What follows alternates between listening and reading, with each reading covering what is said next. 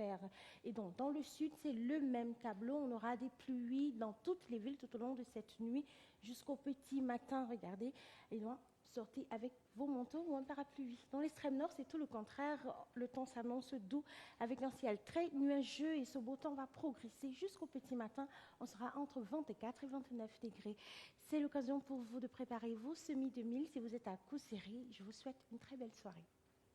C'était la météo avec C3A Productions.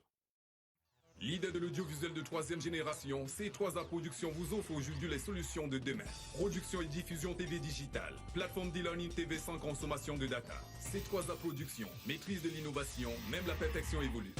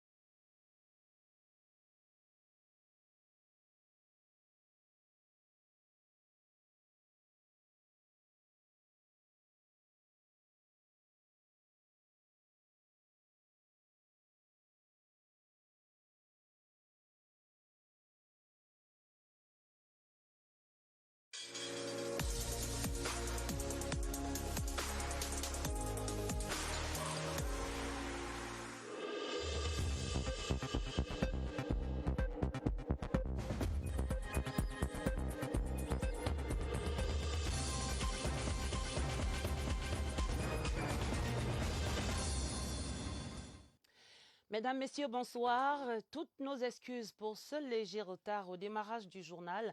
Voici les titres. Voyage à Bata, au cœur de la mission d'assistance humanitaire dépêché sur place par le chef de l'État auprès de son homologue équato-guinéen. Un grand geste salué sur place et ailleurs, entendra-t-on en ouverture de ce journal. Voyage au cœur d'un phénomène qui gangrène la fonction publique. L'absentéisme a depuis trop longtemps fait son lit au Cameroun. L'ampleur du mal et les remèdes possibles, ce sera le dossier de ce 20h30. Et puis, voyage au cœur d'une Arlésienne. On parle de défense des droits des consommateurs au Cameroun. Journée mondiale célébrée même hier 15 mars. Mais quelle défense et avec quels outils dans un contexte de dégradation des produits et services? Éclairage dans l'enquête du soir. Voilà pour les titres. Développement après ce message.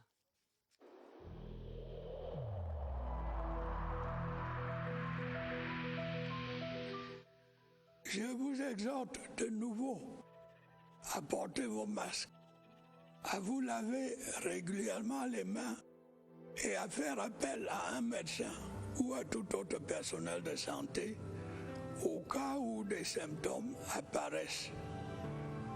C'est le seul moyen de préserver les vies et de freiner la propagation du virus.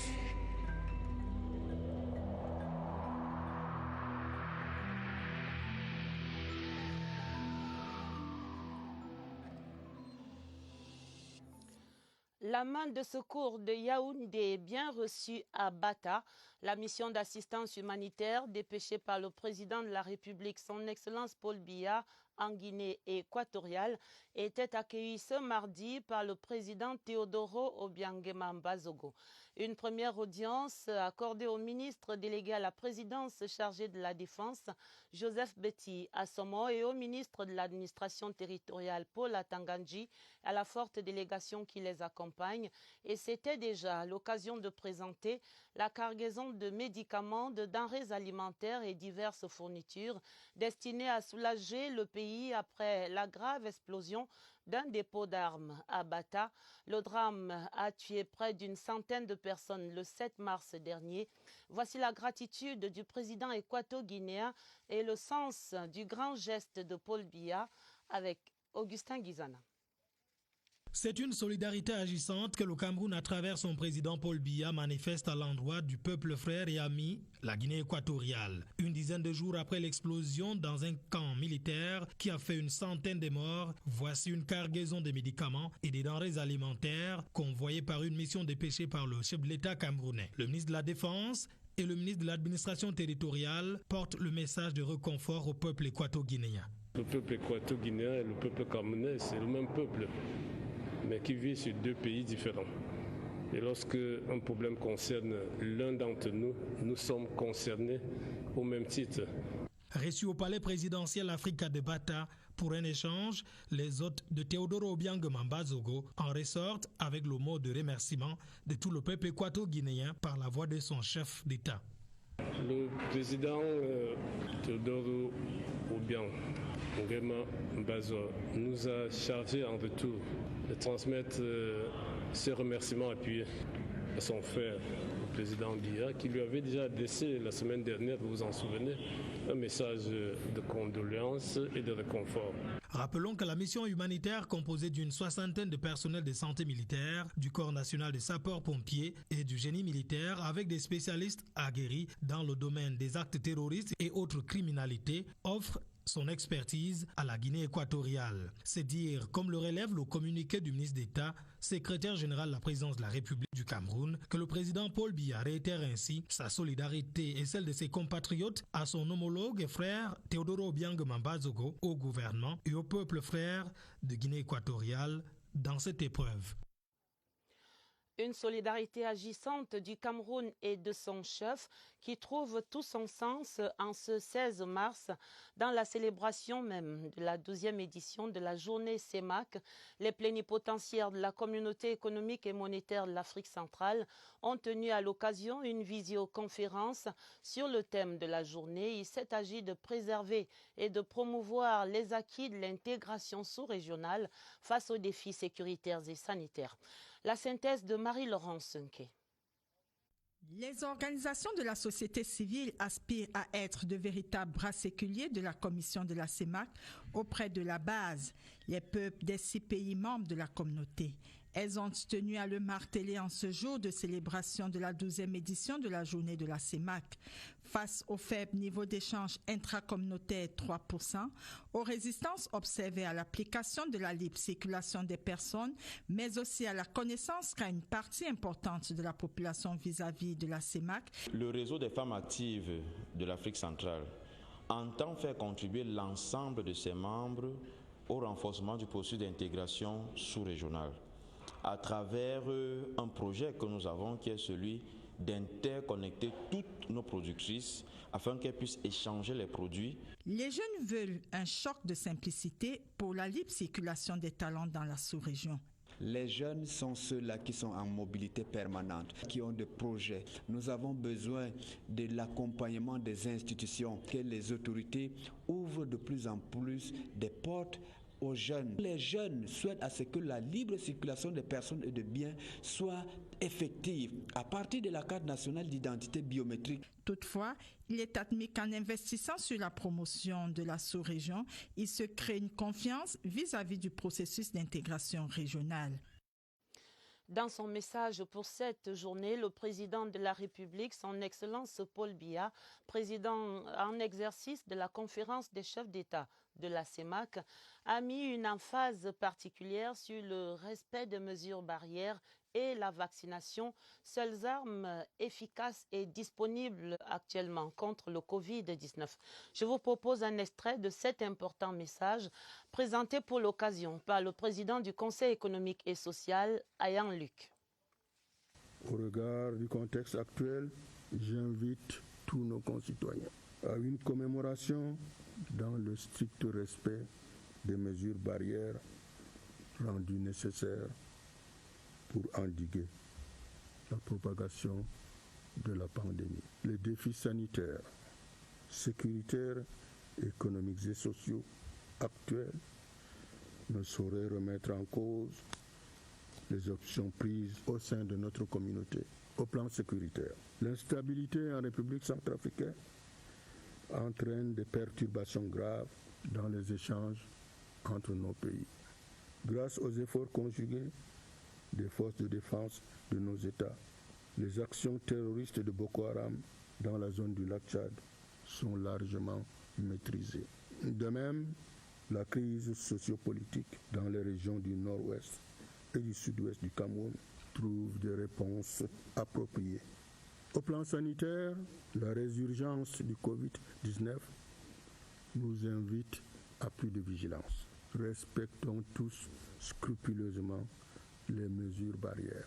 Au-delà de ces mesures, la vaccination constitue indéniablement le moyen le plus efficace pour atteindre l'immunité collective et freiner définitivement la propagation de la. Le dossier du 20h30 évoque ce phénomène qui grandit et qui continue chez nous, l'absentéisme chronique des fonctionnaires et agents de l'État. Une situation qui préoccupe au plus haut point le sommet de l'État.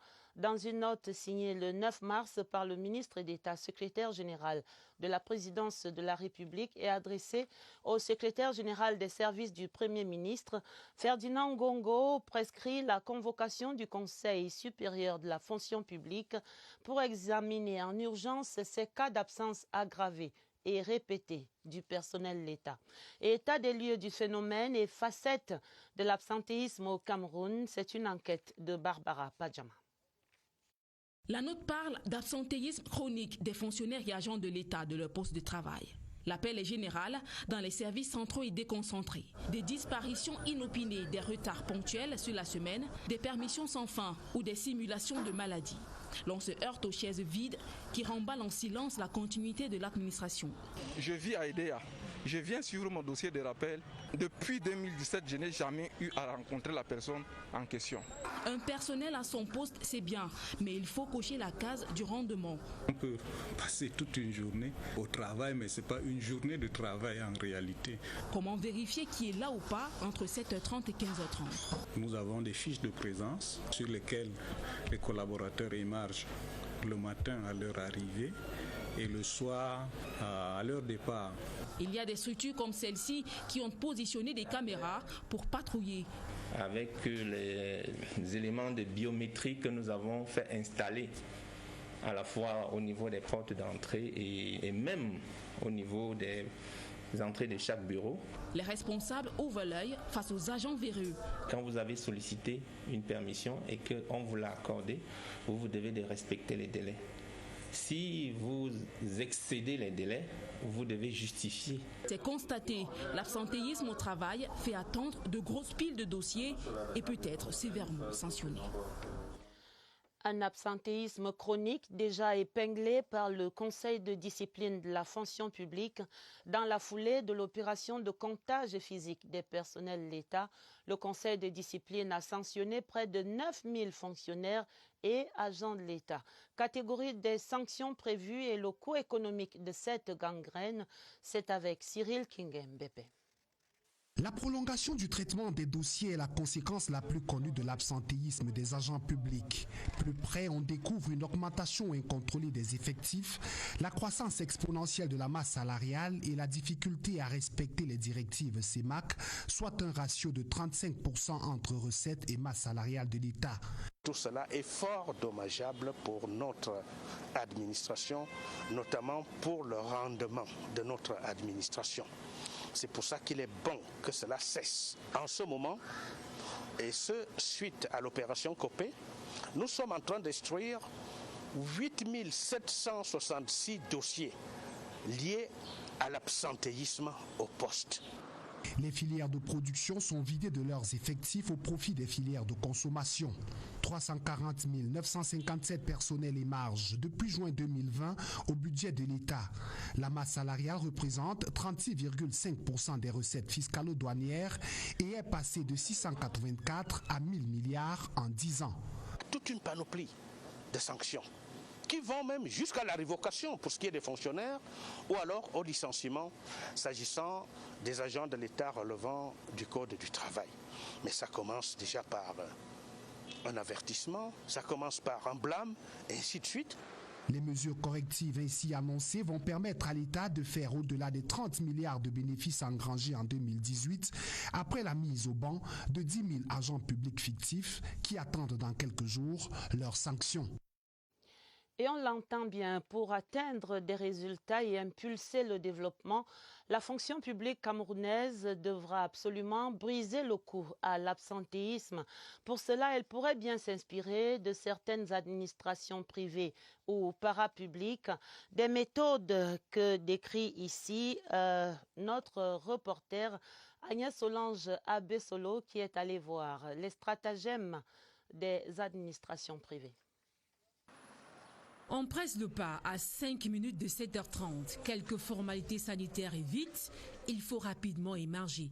Ici à la CNPS, chaque employé a un compte avec un identifiant unique dans une application qui exige que son mot de passe soit gardé secret. L'application enregistre automatiquement l'heure d'arrivée et l'heure de départ. Les directeurs n'en sont pas épargnés. Et à la fin de la semaine, le responsable en charge des ressources humaines fait une sorte de tableau qu'il porte à notre attention. Lui, c'est le gendarme de la ponctualité. Après 7h30, le contrôle physique du personnel s'impose. Le même principe de pointage est appliqué au FECOM, sauf qu'ici, à 7h31, le portail est fermé et vous êtes absent. Les jours non travaillés sont déduits du salaire. Une rigueur qui tire son fondement de la charte éthique de l'entreprise et qui est rappelée quotidiennement au cours de la réunion matinale présidée par le directeur général en personne avec le staff managérial. Il y a des jours où moi-même je suis à la guérite, pour voir comment est-ce que ça se passe, comment est-ce que le portail se ferme devant quelqu'un qui est arrivé à 7h31. Donc, comme tout le monde a un contrat d'objectif, même l'agent d'entretien. Ça veut dire que quand on vient au travail, on sait exactement, non simplement qu'on sera évalué, mais on a des objectifs qui ont été fixés pour tout au long de l'année. Le mot absentéisme est rayé des effectifs au FECOM. Entrée et sortie également filtrées à partir de ce badge informatisé à puce, auquel s'ajoute l'empreinte digitale. Voilà bien des méthodes qui gagneraient à être appliquées à notre chère fonction publique. Autre chose dans la suite du journal, hier 15 mars, la planète marquait la journée mondiale de défense des droits des consommateurs, une journée sans grand impact chez nous. Pourtant, les griefs du consommateur camerounais que nous sommes sont légion. Où sont donc passées les associations de défense des droits des consommateurs? Que fait le Conseil national de la consommation face à la dégradation continue de l'offre des produits et services? Des pistes de réponse dans cette enquête de Oswald Modon. On en dénombre une bonne centaine, dont environ 40 plus ou moins régulièrement affiliés au ministère du Commerce. Les associations de défense des droits de consommateurs couvrent en principe tous les secteurs de la consommation. Mais elles restent pourtant très peu connues pour leurs exploits. Notre boulot majeur, c'est la dénonciation. Sans dénonciation, les pouvoirs publics ne peuvent pas faire leur boulot. Au Cameroun, les associations de défense des droits de consommateurs ne sont pas spécialement réputées pour leurs faits d'armes. N'allez donc pas les chercher sur le terrain des batailles remportées. Et pour cause... Des textes d'application qui pourraient permettre à ces associations d'être fortes, afin de mener des activités qui vont impacter et influencer les prestataires de services qui donnent aux consommateurs du produit à consommer. C'est ce cadre-là qui ne permet pas aux associations de consommateurs d'être fortes. Si les freins à leur épanouissement sont multiples, il y en a tout de même deux qui, pour la plupart des acteurs du secteur, sont importants. Nous n'arrivons pas à impacter sur les prestataires de services qui abusent des droits des consommateurs parce que les associations de consommateurs n'ont pas les moyens de leur politique et parce que l'État ne les subventionne pas.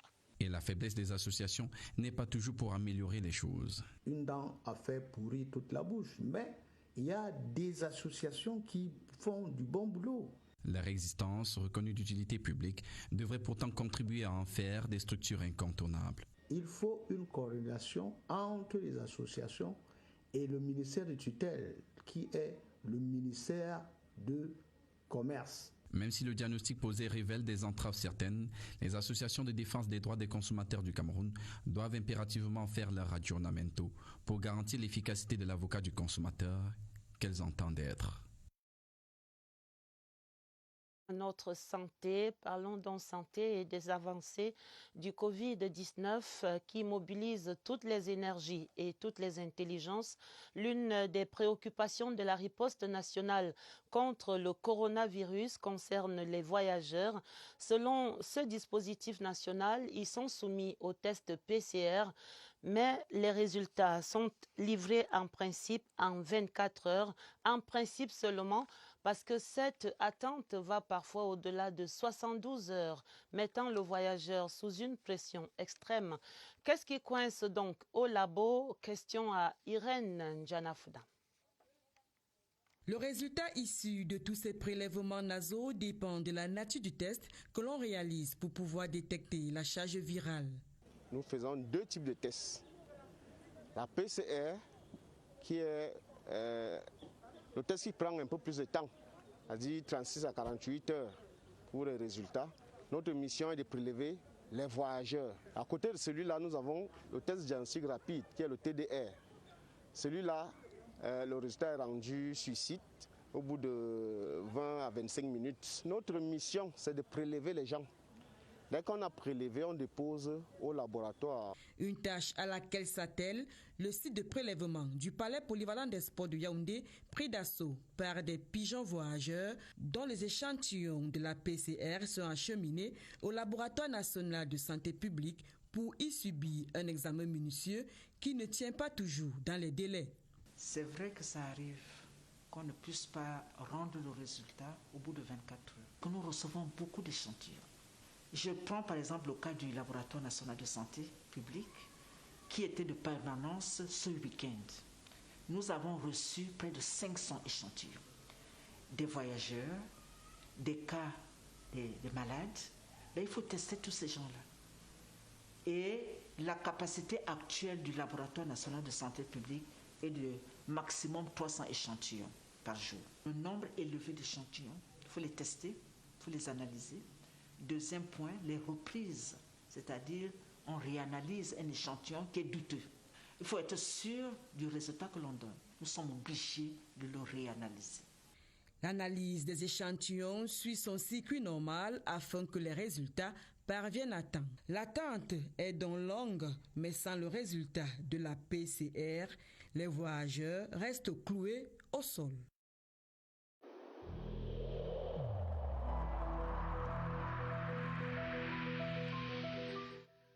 Je vous exhorte de nouveau à porter vos masques, à vous laver régulièrement les mains et à faire appel à un médecin ou à tout autre personnel de santé au cas où des symptômes apparaissent. C'est le seul moyen de préserver les vies et de freiner la propagation du virus.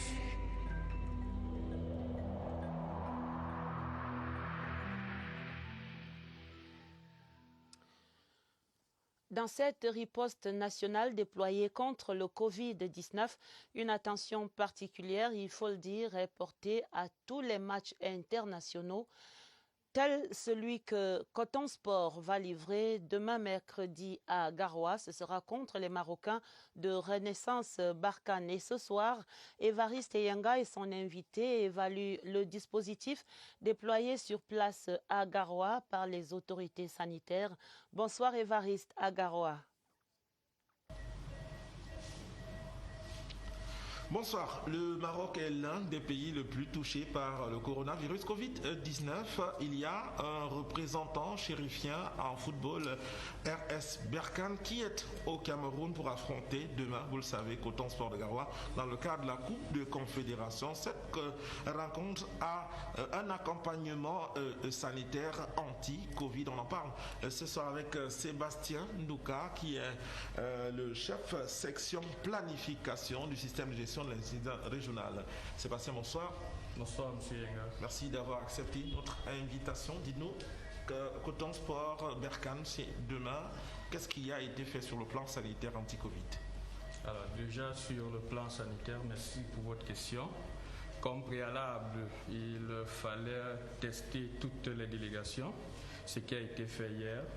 Nous avons testé l'équipe de Coton Sport de Garoua. également la délégation marocaine au complet. Alors, il s'agira donc d'attendre les résultats parce que le résultat du test conditionnera l'accès dans l'aire de jeu et autour de l'aire de jeu. Déjà, si nous avons des cas positifs, ces personnes ou ces joueurs seront immédiatement mis en quarantaine et mis sous traitement. Merci à vous, Sébastien. On vient de le noter. La rencontre est donc encadrée par un protocole sanitaire précis. Toutes les personnes intervenant également dans l'organisation de ce match, qu'il s'agisse des arbitres, qu'il s'agisse des volontaires et même le personnel de la CRTV appelé à assurer la retransmission en direct de cette rencontre, est passé aussi au pain fin du testing massif. À vous le plateau. Merci Évariste, beaucoup de courage là-bas à Garoua sous ces tests. La suite de la série sur l'évaluation des violences en milieu scolaire et ce douloureux rappel des sévices infligés aux proviseurs du lycée des Bonnets, c'est non loin d'un Konsamba dans le littoral, et également à sa nièce par l'entremise des élèves de cet établissement. Retour ce soir à Ebonnet. Qu'est-ce qui est le visage de l'établissement aujourd'hui? C'est la grande enquête que signe Serge Atangana-Bisson. C'était une promotion pour monsieur le proviseur. Ebonnet, lycée bilingue. La lune de miel a fait long feu. Arrivé le 17 octobre 2019. Le 4 décembre, même 2019, ils ont venu encore cambrioler ce bureau. Ils ont envolé plus de 700 000. Ils ont venu encore le 6 novembre 2020, attaquer les enfants en plein cours. Ils ont arraché les téléphones, arraché l'argent à ces enfants-là. 5 attaques dans un an. Des violences verbales par-ci jusqu'au Rubicon franchi. La fameuse nuit du 24. Dans ce logement de fonction, une expédition punitive nocturne. També Adolphe Tantier est agressé à la machette. Ses enfants sont violentés. Une sorte de mise en garde dont la cause laisse sans voix. Il m'a blessé et quand le sang coulait, il m'a dit qu'il m'a blessé parce que moi j'ai crié. Il n'est pas venu ici me tuer. Il est venu me demander d'avertir mon surveillant général et le censeur qui menace les enfants au sein de l'établissement. La cour du lycée demeure la piste pour les champs. Alentour, des repères épars pour fumeurs de cannabis, souvent des élèves. Le nom du proviseur tagué au clou, accompagné d'inscriptions tout à fait grossières, est la dernière trouvaille des malfrats qui ont décidé de mettre en insécurité totale le corps enseignant du lycée des Bonnets. La solution ici serait peut-être de commencer par mettre sous enclos les 4 hectares ou 5 hectares et demi de terrain de ce lycée bilingue. Merci Serge. La suite avec vous de cette série demain, la communauté éducative camerounaise sous pression. La page des sports à présent et les nouvelles à retenir de la conférence de presse donnée ce mardi par Tony Conceição sur les éliminatoires CAN Total 2021. L'entrepreneur sélectionneur des Lions Indomptables a ainsi publié les 25 joueurs pour les matchs des 5e et 6e journées. Ce sera le 26 d'abord et puis le 30 mars. Le Cameroun rencontre le Cap-Vert et le Rwanda à Praia et à Douala. Décryptage de la liste des 25. Joseph Guetta-Mandeng. Fabrice Ondoa pourrait être le numéro 1 dans les buts à côté de ses autres coéquipiers du même compartiment. L'expérience et surtout son vécu avec la sélection Fagnon plaident en faveur de sa titularisation. 9 défenseurs sont appelés. Parmi eux, certains font leur comeback, d'autres sont puisés dans des sélections inférieures. Au milieu de terrain, par contre, ce sont des visages réguliers depuis l'ère Conceição, en dehors d'Ivan Neyou qui vient découvrir la tanière. Sur la ligne d'attaque, Martin Ako-Assomo d'APGS de Fou monte des catégories après une belle prestation individuelle au dernier CHAN. C'est une liste de 25 joueurs, tous compétitifs selon le sélectionneur national. Ce sont les 25 joueurs que moi je pense les plus aptes à pouvoir représenter la sélection à ce moment même pour les 2 matchs qui sont contre le Cap-Vert et le Rwanda. Il y a beaucoup de joueurs qui ne nous ont pas été appelés simplement à leurs problèmes physiques, des joueurs où les championnats n'ont pas repris. Avec des contraintes liées à la pandémie du coronavirus, Antonio Conceição dit avoir un plan B en cas d'indisponibilité de certains de ces joueurs convoqués. Le programme de préparation débute ce dimanche 21 mars en nocturne à Douala, avant le départ pour Praia, au Cap-Vert. Football encore, pour parler à présent de la Coupe de la Confédération africaine. Et on l'a dit tout à l'heure dans le journal, Coton Sport reçoit les Marocains de Renaissance Sportive Berkane. Ce sera demain mercredi à 14h à Garoua. Un match qui compte pour la deuxième journée, phase de groupe de la CAF. Voici les dernières séances d'entraînement pour les équipes et la veille de match. Retrouvons encore à Garoua Évariste Yenga. Chacun ajuste ses derniers réglages. Coton Sport est prêt à en découdre pour se remettre de la défaite de la première journée. Cette fois-ci, nous sommes chez nous. Donc on verra bien qu'ils viennent avec leur stratégie. Ils vont nous rencontrer. Parce que nous aussi, on voulait aller le plus loin possible. Pourquoi ne pas gagner même ce trophée? RS Berkane est dans son confort de tenant du titre et vainqueur de la première journée. Mais petit souci, l'acclimatation. Il y a beaucoup de facteurs qui vont entrer dans cette gestion de match. D'abord les conditions climatiques.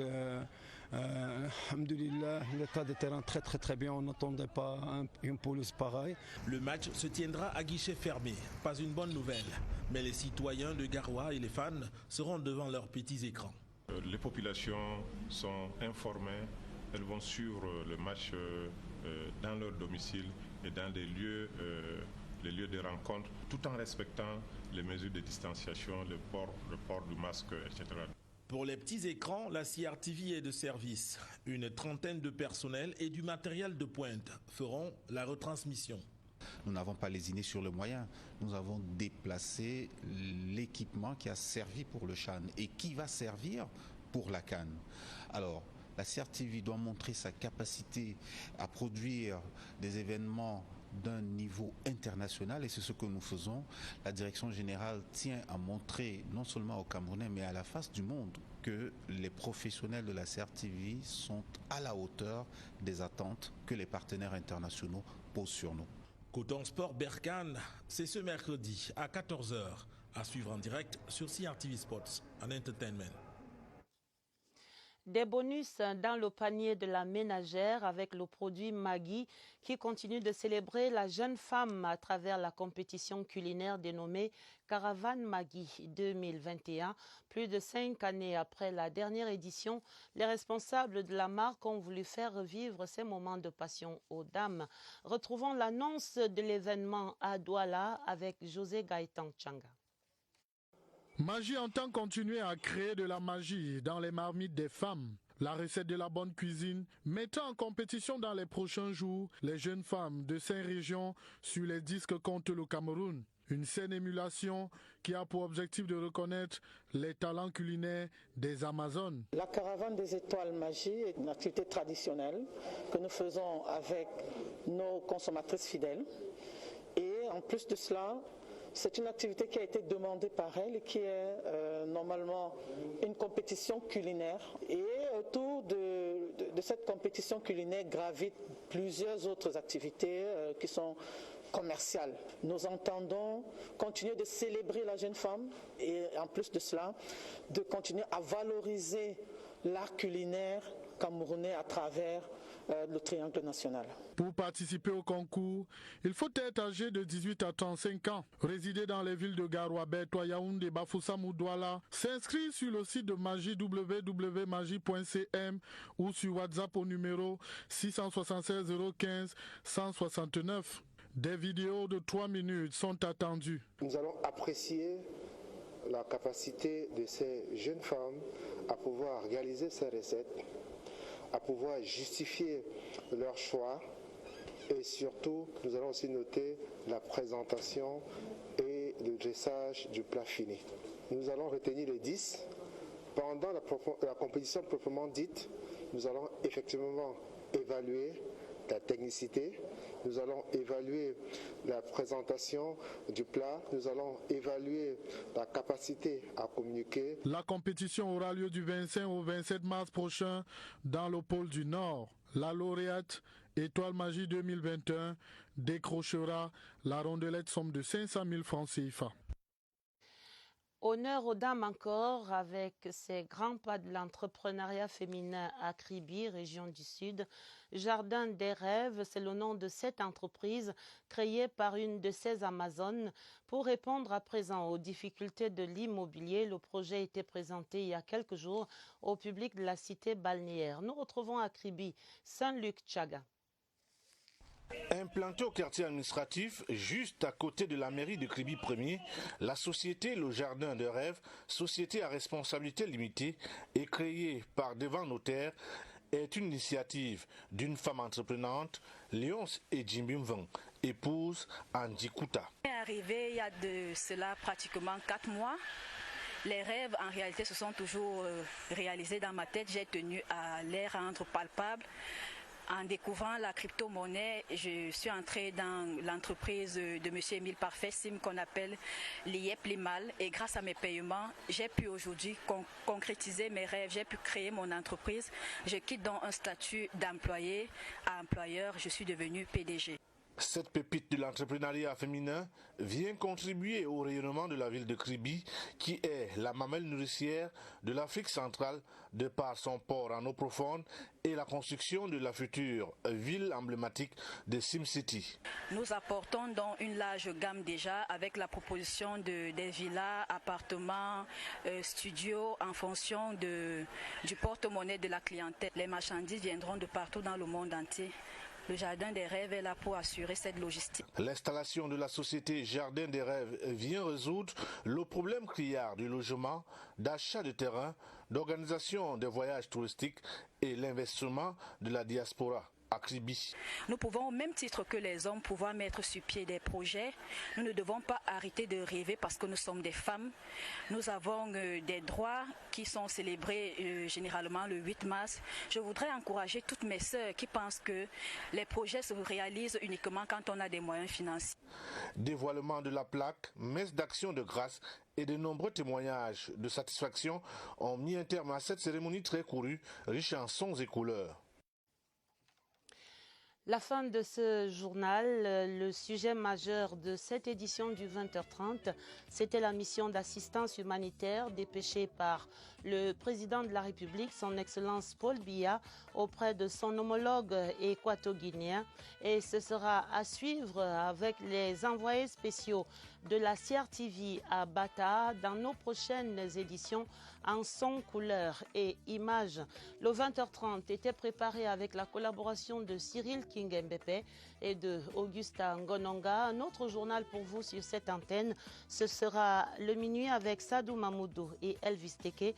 Retrouvez immédiatement entre les lignes Séverin Alégambélé et ses invités sur le système intelligent de gestion des voyages au Cameroun.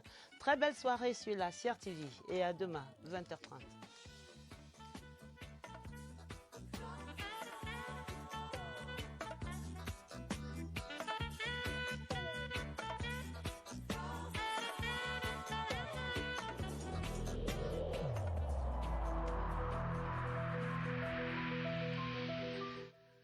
Je vous exhorte de nouveau à porter vos masques, à vous laver régulièrement les mains et à faire appel à un médecin ou à tout autre personnel de santé au cas où des symptômes apparaissent.